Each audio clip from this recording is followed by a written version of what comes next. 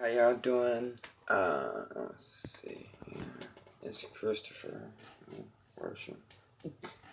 Uh, Earlier today, I woke up around 11 o'clock, right? So, when I woke up, I decided to make a track, which you're seeing right here. And I started this at around sometime after 12:30, and it was like around 1:30 this afternoon today. And this is what I came up with.